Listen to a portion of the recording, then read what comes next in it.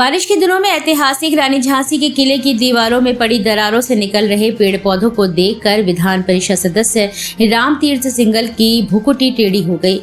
इस संबंध में उन्होंने एएसआई के अधिकारियों से तत्काल वार्ता करते हुए संबंध में उचित कदम उठाए जाने के लिए कहा है।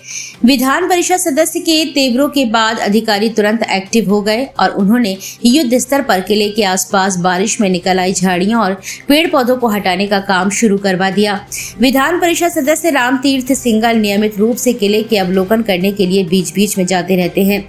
उन्होंने बताया कि मेयर के कार्यकाल के दौरान उन्होंने प्रधानमंत्री मोदी जी की स्मार्ट सिटी योजना से नगर निगम के माध्यम से किले के ऐतिहासिक महत्व को सुरक्षित व संरक्षित रखते हुए नई पहचान देने की कोशिश की थी, जिसके तहत किले में लाइट एंड साउंड शो कार्यक्रम, किले के अंदर और बाहर facade lighting, doctor Vrindavan Lal Verma park, general Bipin Rawat park के साथ ही किले के चारों ओर का सौंदर्यीकरण कराया था। इससे न केवल किले की आकर्षक स्वरूप मिला बल्कि पर्यटकों की संख्या में भी भारी वृद्धि हुई है। यहाँ तक कि आगरा के बाद सबसे ज्यादा अगर देशी पर्यटक आए तो वह झांसी किले को देखने के लिए आए हैं। और इतना ही नहीं, उत्तर प्रदेश के मुख्यमंत्री योगी आदित्यनाथ ने भी स्वयं लाइट एंड साउंड शो को देखा और इसकी प्रशंसा की थी। उन्होंने बताया कि इसके बाद से ही रानी झांसी के ऐतिहासिक किले के स्वरूप को और अधिक निखारा जा सके, इसके लिए वह लगातार प्रयासरत रहे। बीते दिनों जब वे निरीक्षण करने के लिए गए तो वहां उन्होंने देखा कि किले की उत्तरी और पश्चिमी दीवारों में पत्थरों के जोड़ खुल गए हैं। इन खुले हुए जोड़ों के बीच में से बारिश में पेड़ पौधे निकल आए हैं। इससे किले की दीवारों को क्षति पहुंचने की संभावना है। इसको देखते हुए उन्होंने तत्काल पुरातत्व अधिकारियों से वार्ता की और तुरंत कार्य शुरू करवाने की अपेक्षा की। एमएलसी के तेवरों को देखने के बाद तुरंत काम शुरू कर दिया गया। विधान परिषद सदस्य राम तीर्थ सिंगल ने बताया कि उन्होंने किले की प्रशासनिक मशीनरी से किले की दीवारों को संरक्षित व सुरक्षित रखने के लिए कार्य योजना के बारे में जानकारी भी मांगी है और इसके अलावा क्षेत्र में आने वाली भूमि पर अतिक्रमणों और अतिक्रमणकारियों के साथ साथ इन्हें हटाए जाने के संबंध में विभाग की कार्यवाही के बारे में भी जानकारी मांगी गई। उन्होंने ये भी सुझाव दिया कि खंडेराव गेट से शहर कोतवाल के आवास तक के लिए किले के मैदान की बाहरी दीवार को नीचा बनाकर उस पर ग्रिलिंग का काम कराया जाए, ताकि वहां से निकलने वाले लोगों को भी किले की ऐतिहासिकता से रूबरू होने का मौका मिल सके। एमएलसी साहब, आप किले पे गए थे जी, निरीक्षण भी किया, कैसे मन में आया कि इसका निरीक्षण किया जाना चाहिए? कहीं से कोई शिकायतें या जानकारी नहीं? जैसा कि आप जानते हैं कि माननीय प्रधानमंत्री नरेंद्र मोदी जी की जो स्मार्ट सिटी योजना थी, उसके माध्यम से किले के अंदर, किले के बाहर, किले के चारों तरफ जो भी भूमि थी उस पर विकास के बहुत सारे कार्य कराए गए थे। इस कारण से पिछले 5-7 वर्षों में मेरा लगातार वहां आना जाना रहा और किले के प्रति हम सभी की जो श्रद्धा है, जो समर्पण का भाव है, जो गौरव का भाव है, उसके कारण से जब भी मैं वहां से गुजरता हूं तो एक तरीके से हृदय से किले को प्रणाम करता हूं। ऐसे ही आते जाते वक्त कई बार मेरा ध्यान गया कि किले के जॉइंट्स, किले की दीवारों के जॉइंट्स खुल रहे हैं, जोड़ खाली हो रहे हैं और किले की दीवारों पर पेड़ पौधे उग रहे हैं। तो मुझे लगा कि ये निश्चित रूप से किले की मजबूती को नुकसान पहुंचा सकते हैं।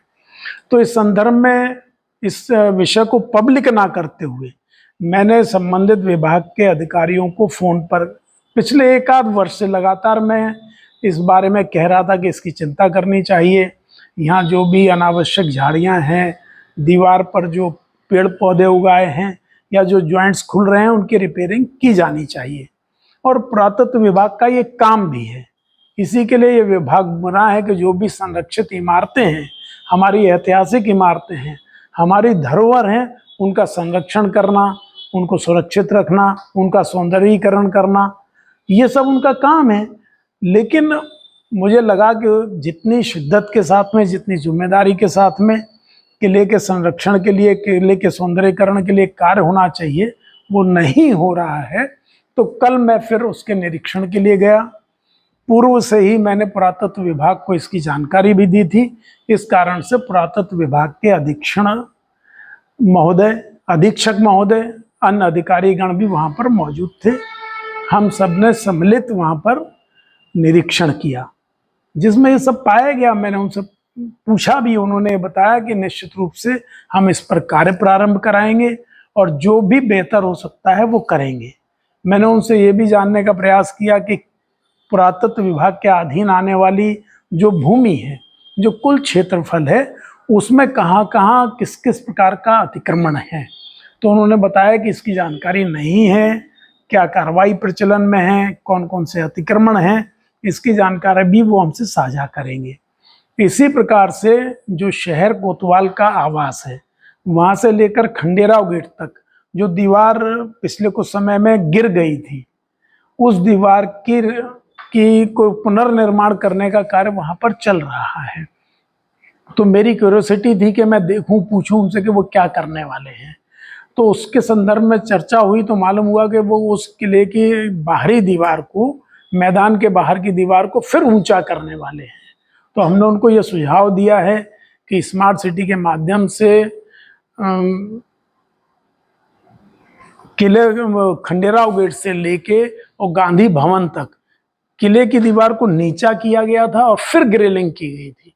इसी प्रकार से यहाँ पर भी करना चाहिए, जिससे कि आते जाते राहगीरों को किले के चारों तरफ का सौंदर्यीकरण भी दिखे, किले की तलहटी भी दिखे और पूरा किले के भी दर्शन हो। तो मुझे लगता है इस सुझाव को भी वो अपने इस निर्माण कार्य में शामिल करेंगे। और बाकी पुनः एक हफ्ते बाद जब वो हमसे मुलाकात करेंगे, सारी कार्य योजना बताएंगे, उसके बाद आगे जो भी इसके हित में होगा वो हम लोग प्रयास करेंगे। क्या लगता है सिंघल साहब कि क्या अधिकारी जानबूझ के अनदेखी करते हैं ये सारी चीजें, झाड़ झंकार, दीवारों के बीच में से पेड़ पौधों का उगना, ये सार्वजनिक तौर पर देखते ही? निश्चित रूप से पुरातत्व विभाग का ये प्रथम उत्तरदायित्व है कि संरक्षित इमारतों का कैसे अनुरक्षण हो, कैसे रखरखाव हो, कैसे रिपेयर एंड मेंटेनेंस हो। तो निश्चित रूप से कहीं ना कहीं इसको हम लापरवाही मान सकते हैं। आपने पत्र लिखा है क्या केंद्र सरकार को इस बारे में? हमने अभी जल्दबाजी में कोई कार्य नहीं किया। यहाँ जो स्थानीय स्तर पर अधिकारी हैं, निश्चित रूप से उनकी ये जिम्मेदारी है, और उनसे जब हमने चर्चा की तो मुझे लगा कि अगर लापरवाही हुई भी है तो वो इस कार्य को करने के लिए सहमत हैं, इसलिए किसी को पत्र लिखने की मुझे आवश्यकता महसूस नहीं हुई।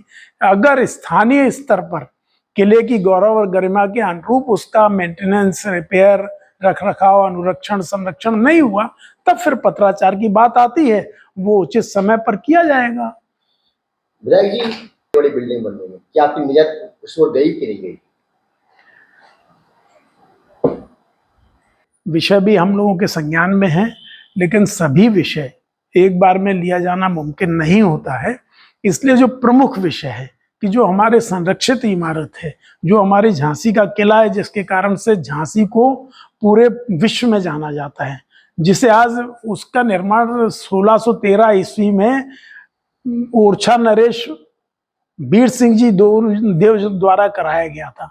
लेकिन 1857 की क्रांति और महारानी लक्ष्मीबाई के बलिदान के बाद में उस किले को महारानी लक्ष्मीबाई के नाम से पूरा विश्व जानने लगा है, झांसी को जानने लगा है। तो हमारा प्रथम उद्देश्य ये है कि किले का संरक्षण सुंदर हो, और पिछले समय में नगर निगम और स्मार्ट सिटी के द्वारा जो कार्य किए गए, उन कार्यों के कारण से आप देख रहे हैं, ये रिकॉर्डेड है कि यहाँ पर पर्यटकों की संख्या कई गुना बढ़ी है। 2 वर्ष पूर्व तो ये अखबारों में आंकड़े छपे थे, तो एक आंकड़ा ये था कि विदेशी पर्यटकों को अगर हम छोड़ दें तो जो भारतीय पर्यटक होते हैं उसमें आगरा से भी अधिक पर्यटक झांसी किला देखने के लिए आए थे। तो ये हम लोगों के लिए गर्व की बात है, गौरव की बात है। आगे पर्यटक और बढ़ेगा, इसी के लिए हम लोग प्रयास